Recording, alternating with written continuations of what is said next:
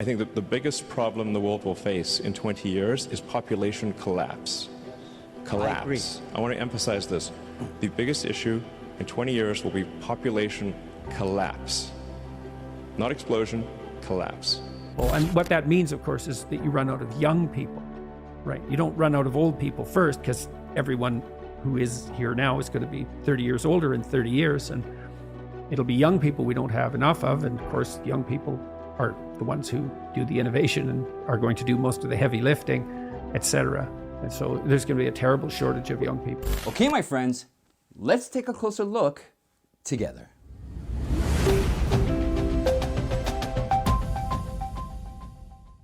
Welcome to Veracity. I'm your host, Michael Lewis. In 2019, at the World Artificial Intelligence Conference, Elon Musk made this astonishing statement that very few people were ready to accept at that moment. What he predicted would happen 20 years from now has already started happening. According to recent studies published by leading experts and organizations like the Lancet, the United Nations, and the official statistics of top countries in the world, have revealed these hard-to-ignore facts. China's one-child policy, which existed between 1980 to 2015, has caused 400 million abortions. Yes, 400 million abortions, which is equal to 28% of the total 1.4 billion population of China. For a country to maintain its population, the fertility rate should be at a minimum of 2.1. However, the fertility rate in the US is now 1.6, whereas in the rest of the top 10 countries, it is even lower. In 1960, the average woman worldwide had 5.2 children, but today it's at 2.4. In some places, including Japan, Russia, South Korea, and most countries in Europe, the population collapse has already begun. And due to the increased death rate than the birth rate, China has 34 million more males than females, which have resulted in the majority of them reaching adulthood without having a family of their own. So on one hand, the top countries worldwide are pushing towards controlling the population level to ensure sufficient resources are available for everyone, while on the other hand, the fear of limited resources, climate change, and rising inflation has increased so much that the couples are not even planning to have children. Although at first sight, China's population of 1.4 billion seems astonishing, but if you look closer, the CCP's decade-old child policy has now massively contributed towards the demographic crisis in the country. To cover the population gap, China in 2016 allowed every couple to have 2 children, and in 2021, it even increased the limit to 3, with enormous benefits from government being offered on childcare, income tax, and housing support to grow their families. However, all these benefits, as well as the increased limit on having children, failed to convince couples to grow their families. Furthermore, the birth rate in China has now been falling continuously for the last 5 years. And in 2021, around 7.52 babies were born for every 1,000 people, which is the lowest level since the CCP regime's hostile takeover of China back in 1949. Okay, let us turn our attention to the United States. Children are now being perceived as an enormous expense. The average cost of raising a child to adulthood in America, and we are not even talking about college expenses, it stands around $267,000. And it's precisely the high cost of living that has discouraged many couples. According to demographers who study the changing structure of human population, one of the main reasons couples don't want to have children is connected to the rising urbanization. They said when people move from the countryside to cities, the economics of having children shifts. Let me explain. After moving to a city, women become educated, employed, independent, and have better access to contraception. Regardless of which country they are in, women react the same way, by having fewer children and having them later in life. Authors of Empty Planet, The Shock of Global Population Decline by Dr. Daryl Brinkster and John Ibbotson, who traveled through 6 major continents to understand decreasing fertility rates worldwide, have found that fewer than a third of the world's population lived in a city in 1960. However, as of today, over half of the world's population lives in an urbanized world. And by 2050, that number is expected to increase to more than 2/3 of the world's population. For example, 59% of the African population and 66% of the Asian population are already on their way to urbanization by 2050. And the rest of the world is already more than 80% urbanized. It is true urbanization has changed the mindset of couples in having children, keeping in mind that in the US, the rising inflation caused by Biden's administration is also discouraging couples from making such decisions. According to researchers at the University of Washington, the global human population in the coming decades will peak at 9.7 billion. However, once global decline begins, it will probably never look back.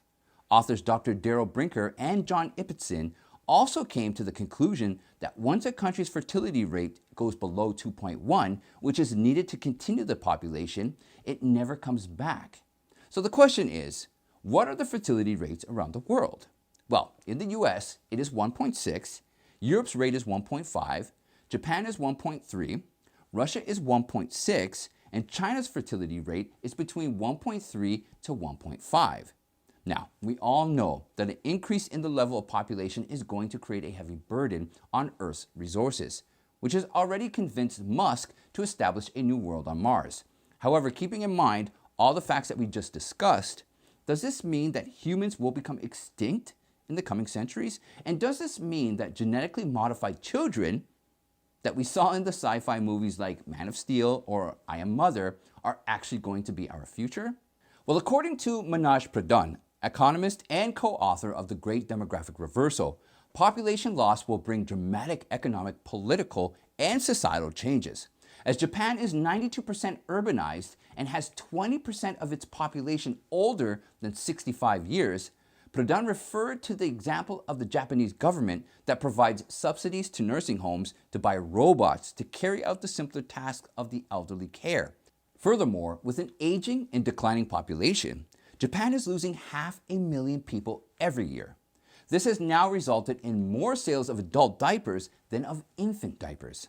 Some say that if you want to see the future, look at Japan today. And strangely, life-size dolls have been put in places by the Japanese government to make certain areas appear less deserted. By the way, I want to thank you. Not a joke. Thank you for literally saving. No. Don't underestimate what you did, pal. You fundamentally saved, because as you pointed out, folks like you and I have gone through some difficult times. At least we've had the wherewithal and the coverage and the help. And secondly, and more importantly, quite frankly, on long run, is our planet is in real difficulty.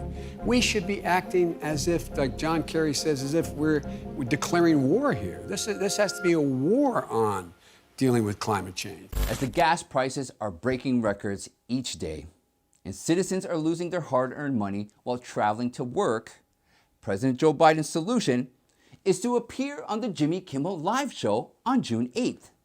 The announcement was made by Jimmy Kimmel after posting on Twitter that Biden will visit the show's Hollywood taping on Wednesday night, no malarkey.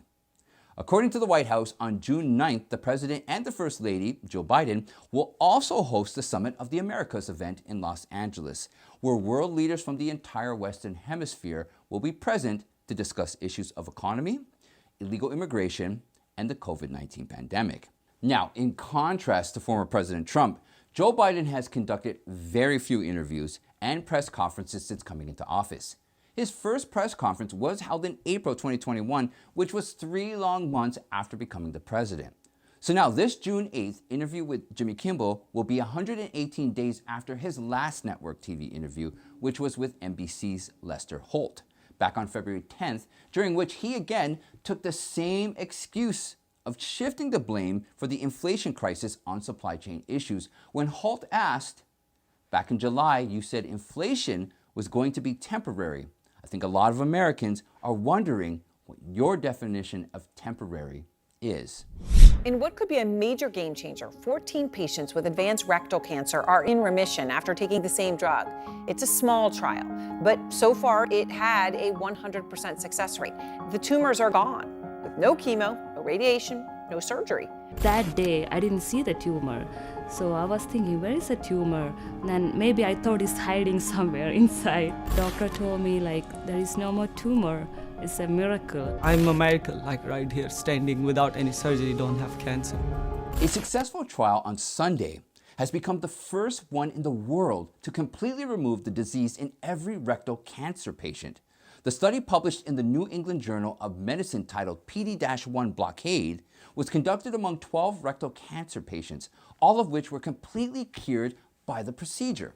According to the Cancer Treatment Center of America, every year, around 1/3 of 140,000 cases of colorectal cancer are identified in the rectum with men, resulting in a higher risk than women. Although the risk of this specific type of cancer increases with age, the authors of this treatment, Dr. Andrea Surzik of the Memorial Sloan Kettering Cancer Center, New York City, was unable to find any evidence of tumors among the 12 patients, out of which 62% were women.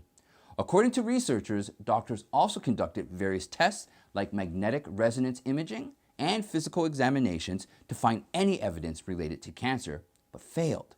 Furthermore, without undergoing traditional surgery or chemotherapy that is usually exercised by the doctors, the patients continue to show no signs of cancer over the last 6 to 25 months. So how did these amazing doctors achieve such a miracle? Well, they decided to treat their patients with dostarlimab, a monoclonal antibody, every 3 weeks for the next 6 months. And after taking dostarlimab, which is currently sold under the brand name Jemperli, no cases of progression or recurrence were reported in the patients who were part of this study. Now, while presenting the results of the study at the American Society of Clinical Oncology in 2022, the authors, after accepting that a follow-up with the patients is required to identify the time of response of the treatment, concluded the implications for quality of life are substantial, especially among patients in whom standard treatment would affect childbearing potential.